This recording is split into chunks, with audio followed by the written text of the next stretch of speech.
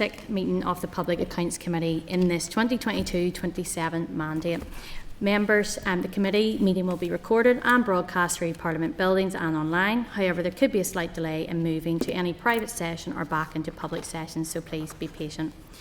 Those in the public gallery are of course welcome to use mobile devices as long as they're in airplane mode and all devices are muted. You can connect the Assembly Wi-Fi, its password details are available on the gallery rules, and it is not permitted to take photographs or record the meeting. So we'll proceed through the agenda. Agenda item 1 then, I have apologies from Daniel McCrossan MLA, Colin Crawford MLA and Padraig Delargy MLA. Any other apologies? Nope. Agenda item 2 then are draft minutes. So members, I refer you to the pack for a copy of the draft minutes of the meeting on the 12th of June on pages 6 to 8 of the meeting packs. Understand there was a slight amendment from Cathal Boylan in regards to a declaration as he's a board of governor for the Clay School. Are members happy to seek agreement for the draft minutes? Right. Thank you. Thank you. Agenda item 3 then, declarations of interest. Members, is there any declarations to declare? Myself as a member of Policing Board and a member of the Board of Governors for Sunnylands Primary School in Carrickfergus. Diane? Yeah, same as last week, IPS to Education Minister and Board of Governors, Kilkeel Nursery School. Thank you. Yes, Cathal? Yeah, a member of the Policing Board and also a member of Clay School, Katie, Board of Governors. Same as last week, and a member of Dromara Primary Schools Board of Governors. My wife works for EA. Thank you. Any comment? No. You okay? Yep. Thank you very much. You get all in okay? Yeah. Thank you. Agenda item 4 then, we have no chairperson's business. Agenda item 5 then, matters arising. We have none.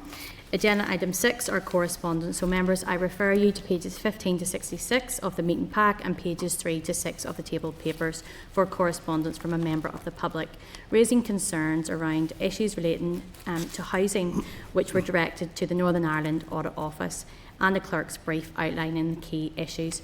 Please note these papers are marked restricted. Members, of course, due to the sensitive nature of this correspondence, are you content that we go into closed session? Thank you.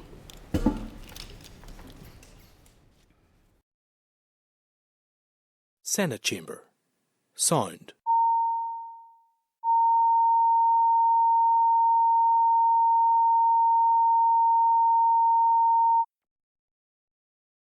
Senate Chamber. Sound.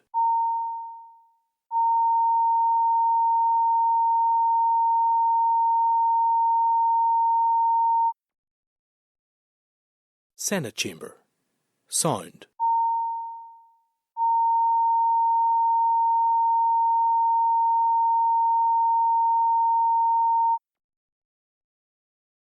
Senate Chamber. Sound.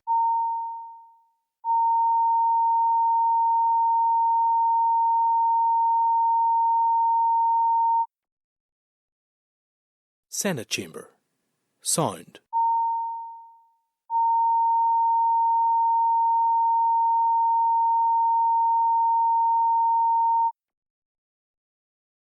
Senate Chamber. Sound.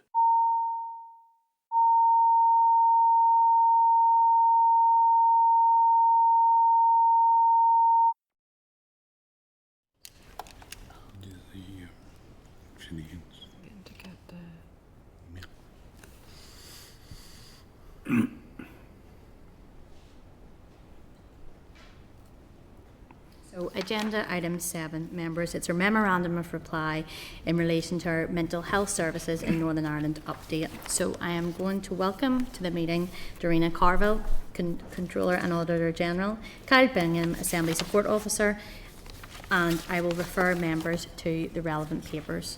The clerk's brief at pages 68 to 70 of the pack, an update from Mike Farr, Interim Accounting Officer from the Department of Health at pages 71 to 74 of the pack, and the previous correspondence at pages 75 to 89 of the pack. I'm going to ask the clerk to brief the committee. Thank you, Chair. So this is the Department of Health's latest MOR update on mental health services, which was received on the 4th of June. It is in response to the PAC's letter of the 16th of May, which requested a number of clarification on a number of points arising from the department's MOR update on the 25th of April. So all of the relevant correspondence is attached to this brief. So the 4th of June letter, which you're considering now today, it does provide substantive updates on most areas of concern that were raised by the committee. So the following key queries have been fully or largely addressed. There was a query around Encompass and service mapping, so they've clarified the timelines on that and said that mapping completed for all trusts, including the Western Trust. Point have been raised about CAMS referrals and audit findings provided with proposed remedial actions. The mental health waiting times, recommendation 9 of the committee's report. So they have provided an update on that. So there is a report due in August 2025. Community and voluntary sector review, that was the recommendation 13. That is currently in draft and will be finalised shortly. So there's quite a bit of work ongoing. And then in terms of outstanding issues, these weren't addressed. Recommendation 8, public consultation on children and young people's emotional health and wellbeing framework. So there was no update provided on the consultation status, timeline or stakeholder engagement. Recommendation 10 doesn't provide specific timelines on that, and recommendation 12, well, it doesn't really give much detail in relation to that. So I think rather than write specifically at this time for that information, I would suggest pointing out that this information is outstanding, and if they could provide it in their next update, which they have committed to doing, and I believe is due sort of August, September time. So just a letter now just to say, in that update, could you address those points? Thank you. Members, what, yes, go ahead, Diane Forsyth. Yeah, thank you. I just had noted a couple off points from that. So yeah, content with the clerk's proposal, but I just wanted to highlight a couple of things. Within the letter, they make reference to MyCare, which is something I wasn't really that familiar with until the Minister had referred to it in the Chamber this week.